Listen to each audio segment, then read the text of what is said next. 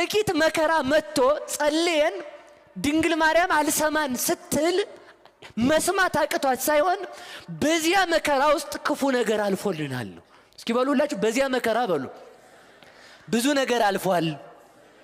እኛ እኮ ካሰብነው ብዙ ነገር አልፎልናል። ትንሽ ነገር ለምሳሌ ነገ ቢሮ ገብቼ ንግድ ደግጄ እንዲያረጋለሁ ስትል ራስክን አሞ ቤት ልትል ትችላለህ። ራስክን አሞ ቤት ስትል ምን አልኩት ጌታዬ እንደው ያሰብኩት መቼ ነው የሚሳካው? ምርር አትበሉ። ለምን መሰላችሁ? የዚያለት ብትወጣ ወይ መኪና ይገጭሃል፣ ወይ ከሰው ጋር ተጣልተህ ተደብድበህ፣ ወይ ሰው ደብድበህ ፖሊስ ጣቢያ ልትል ትችላለህ። ያችን መከራ ሰጥቶ እግዚአብሔር ከቤት አዋለህ በሉ። እግዚአብሔር ይመስገን በሏል። ድንግል ማርያም ከፈቀደች በመጨረሻ ታሳምረናለች። እውነቴን ነው። በመጨረሻ እኮ ነው ያማረብን። እኔ እውነት ልንገራችሁ፣ እኔ እንጀራ ስላልሰጠችኝ አልጠረጠራትም እመቤቴን። እስኪ በሉ እንጀራ ስላልሰጠችኝ በሉ አልጠረጠራትም። እስኪ አሁን የእናንተ እንጀራ ቢመጣ ቢያድር ለ4 ሰዓት ነው የሚቆይ እዚህ ውስጥ እንሽርሽሪት ሳይደረግ ዳይጀ ምን የምትሉት ማለት ነው። ድንግል ማርያም የሰጠችው መና ግን ዘላለም አያስርብም እኮ ነው የሚለው። ለዚህ ይህን ነው አለመጠርጠር። የእናንተ እንጀራ ቢበላ ራስ በሽታ ነው። የድንግል ማርያም ልጅ የክርስቶስ ስጋና ደም ግን ዘላለም የሞት በሽታን ያሸነፈ ሕይወትን የሚሰጥ ነው። የእናንተ ምግብ ቢበላ ዛሬ ተበልቶ ለነገ ጠዋት አይደግምም። ቢበላም ቆሻሻ ቦታ ነው የሚገኘው። ተመልከቱ። አንድ ሰው እንደው ምን አለ መሰላችሁ? ሰው ቆርቦ እንትፍ ይላል ማን አይልም። ቆርቦ ለምንድን ነው ሰው መጸዳጃ ቤት የሚሄደው አለ። እንደው ሰው ጅል አይደል? ጠያቂ እኮ ችግር የለበትም። ከዛ ምንድነው መልሳችን መሰላችሁ? የክርስቶስ ስጋና ደም አሰር ገሰስ አይሆንም ነው መልሱ። እስኪ በሉ አሰር በሉ ገሰስ በሉ። አይሆንም። ምንድን የሚሆነው? አካል የሚሆነው ስትቆርቡ ተመልከቱ። መታጠብ አይፈቀድም፣ እንትፍ ማለትም አይፈቀድም። መጸዳጃ ቤት ግን ትሄዳላችሁ። ለምን ከተባለ የክርስቶስ ስጋና ደም እንደሚሆነው ሕይወት ነው የሚሆነው። ሕይወት ስለሚሆን ምንድነው? አሰር ገሰስ የለውም። የምድራዊ ህብስት በፀሐይ የሚበቅለው በፀሐይ የሚበስለው በዝናብ የሚበቅለው እንጀራ አሰር ገሰስ ነው። ድንግል ማርያምን በምን ልንጠረጥራት እንችላለን? በምንም። ይኸው ሕይወት የሚሆን ስጋ ሰጠችና እሱ የልጇ ስጋ ነው። ስለዚህ ተመልከቱ፣ እኛ ድንግል ማርያምን ተመልከቱ ከስራት እንድታስፈታን አንፈልግም። ታስፈታን። አሜን በሉላችሁ። የችግራችንን ቋጠሮ ትፍታልን። ግን እኛ በዚህ አንጠረጥራትም። በዚያ ችግር መኖር ለኛ ምን ስለሆነ ነው? በሉ ማትረፊያ በሉ እንጂ በሉ ንገሩኝ። ማትረፊያ ስለሆነ በዚያ ችግር ውስጥ ኖረን ማሰብ ያለብን ምንድን ነው? ይኸውላችሁ እየሰማችሁ ነው። ችግር ሲመጣ ማሰብ ያለባችሁ የሲኦልን ችግር ነው። እሺ ገብቷችኋል? ረሃብ ሲመጣ ማሰብ ያለባችሁ ነፍሴ እኮ ክርስቶስን ተርባ ነበረ ማለት። ስትጠሙ እንዴ ድንግል ማርያም ቆይ በሞት ያፈርሰዋል። እየሰማችሁ ነው። ከትልቁ ጅብ አስጥላ ለትንሹ ጅብ ትሰጠናል? ንገሩኝ እንጂ ከትልቁ ጠላታችን ከዲያብሎስ ያስጣለን እግዚአብሔር ምድራዊ ነገስታት እንዲቀጠቅጡን ይፈቅዳል? በሉ ንገሩኝ። በዚያ መከራ እንድናተርፍ ከፈለገ ግን ምን ይላል? ዝም። እስኪ በሉ ዝም በሉ። በዚያ መከራ ውስጥ ጸንተን እንድናሸንፍ ማን ያደርጋል? በሉ ንገሩኝ። ባይሆን የሚባለው መከራውን እንዳሸንፍ እርዳኝ ነው። እኛ ይወላችሁ እኛ ቢጨልምም አንጊሌ ታነጋልናለች። ምክንያቱም ይሄኛው ብርሃን ቢወጣ ፀሐይ ሊፈራረቀው ነው፣ ጨለማ ሊመጣበት ነው። በህይወታችን ላይ የማይጨልም ብርሃን ክርስቶስ አለ። ያችን ድንኳን ነው ክበቧት የተባለው። እሷን እንድንከብ መድኃኔዓለም ይርዳን። ማንን እንክበብ? በሉ ንገሩኝ።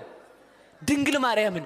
ድንግል ማርያም ዝም የምትለን ስንጠራት የማሰማ ሆና አይደለም።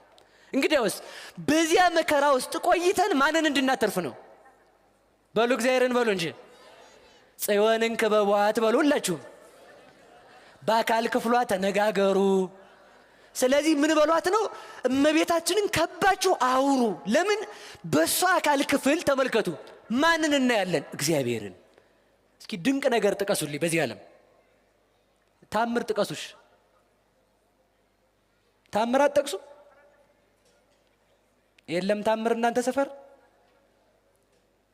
እመቤቴን ጅል እንዳትሆኑ ከዚህ በኋላ ማለት ነው። እየሰማችሁ ነው? ታምር እናደርጋለን እያለ በየመድረኩ የሚለፈልፈው ውሸቱን ነው። ታምር ማለት ምን መሰላችሁ? እስኪ በሉ ታምር ማለት በሉ ድንግል ማርያም ናት። ማናት ታምር? እሳትን ስማ ያልተቃጠለች፣ ከዓለም የሰፋውን እግዚአብሔርን በማህፀኗ የወሰነች፣ ዓለምን ለሚመግበው ጌታ ጡቷን የመገበች፣ በድንግልና የጸነሰች፣ ያምሳ ብቻ ሳይሆን በድንግልና የወለደች፣ ከወለደች በኋላ እስከ ዘላለም ድንግል የሆነች ታምር ይሄ ነው። እስኪ በሉ ይሄ ነው በሉ። ታምር ይሄ ነው። ደናግላን ሴቶች አላቸው አይደል? እሺ ሌላ ልል አይደለም ይቅር በሉኝ። ወተት ማስገኘት ይችላሉ? ጡት አላቸው የላቸውም? ወተት ማስገኘት ይችላሉ? ማስገኘት የሚችሉት እነማን ናቸው? የወለዱ ከወንድ ጋር የተገናኙ ሴቶች ብቻ ናቸው። ልብ ብላችሁ ስሙ። ታምር ማለት ይሄ ነው። በድንግልና መጽነስ አንድ ታምር ነው። አምላክን መውለድ ተሰምቶ አይታወቅም። ድንግል እናት ሆኖ ድንግል መሆን ተሰምቶ አይታወቅም። ድንግልናና እናትነት የተለያዩ የሚጣሉ ነገሮች ናቸው። አይጣሉም? እናት ናቸው አይደል እናንተ? እሺ ድንግል ናችሁ? አይደላችሁ። ድንግል አይደላችሁም፣ እናት ናችሁ። እናት ከሆናችሁ ደግሞ ድንግል አይደላችሁ። ስለዚህ ልብ በሉ። ድንግል ካልሆናችሁ ደግሞ እናት አይደላችሁ። ማነው? እናት ናችሁ። እናት ከሆናችሁ ደግሞ ድንግል አይደላችሁም። እናት ደግሞ ድንግል ከሆናችሁ ወተት ማስገኘት አትችሉም። ወተት ካስገኛችሁ ደግሞ ድንግል አይደላችሁ። ድንግል ማርያም ግን ድንግል ናት፣ ወተት አስገኝታለች። እናት ናት፣ ድንግል ናት። ታምር ይለዋል እሷ ናት ነው። እስኪ በሉ ታምር ይለዋል በሉ እሷ ናት። ታምር ማን ነው? በሉ ማርያም በሉ እንጂ። በቃ ለኦርቶዶክስ የመጨረሻ ታምር አምጣ ካለ ያው ማርያም ናት። እስኪ በሉ ማርያም ናት በሉ። ማንም በዓለም የተሰበሰበ ታምር ድንግል ማርያምን ሊያክል አይችልም። አሁንም ድረስ እስከ መጨረሻውም የዘላለም ታምር እመቤታችን ናት። እስከ መጨረሻው አይመጣም። እግዚአብሔርን የሚስም ሰው የለም። እንኳንስ የሚስም ያየ ሰው አለ የለም። እግዚአብሔርን የሳመ ከንፈር ግን የማን ከንፈር አለ? እግዚአብሔርን ያጠባ ሰው አለ? እግዚአብሔርን ያጠባች ታምር ማነት? እግዚአብሔርን የታቀፈ አለ? እግዚአብሔርን የታቀፈች ማነት? በሉ ንገሩኝ እንጂ። ታዲያ እኔ ድንግል ማርያም ስል ክንዷ ላይ ያለው ማን ነው? በሉ ንገሩኝ። በዚያ ተመልከቱ። ዓለምን በማይዝል ክንዱ የሚያነሳው ልጇ እመኗ ላይ ነው ያለው። በሉ ንገሩኝ። እላችሁ የጉዳያችን ሁሉ መፍትሄ እመቤታችን ናት ስንል ያ ክንዷ እንኳን እኔ ለመሸከም እግዚአብሔርን ለመሸከም የበቃ ነው። ልብ ብላችሁ ስሙ። እንደውም እኛ ይወላችሁ እንደውም እኔ ነኝ የማይገባኝ። ለምን? እግዚአብሔርን የታቀፈ ክንድ ላይ እግዚአብሔርን የያዘ እጅ እኔን ይይዘኛል ወይ ነው። ምክንያቱም ተመልከቱ፣ የከበረው እግዚአብሔርን የመገበች እመቤቴ እኔን መመገብ ታንሳለች ወይ ነው። እግዚአብሔርን የሰማ የድንግል ማርያም ጆሮ የኔን ቃል መስማት ያቅተዋል ወይ ነው። መልአክ ያመሰገናት ማርያም እኔ ባመሰግናት ይበዛባታል ወይ ነው። በሉ ማርያም በሉ። በፍጹም በዚህ ዓለም ምስጋና የሚያመሰግናት ከመላክም ከሰው ምስጋና በላይ እግዚአብሔር ብቻ ነው። ማን ነው? በሉ ንገሩኝ። እናቴ በሉ እስኪ። ማን ነው እንደዛ ያለው? በሉ እግዚአብሔር በሉ እንጂ። ማን ነው እንደዛ ያላት? ንገሩኝ እንጂ።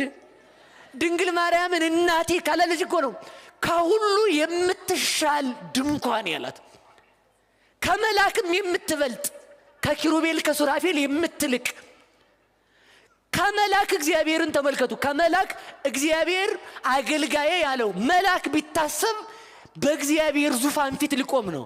ድንግል ማርያም ብትታሰብ ግን እግዚአብሔር ከማይጸኗ ላይ ያድር ነው።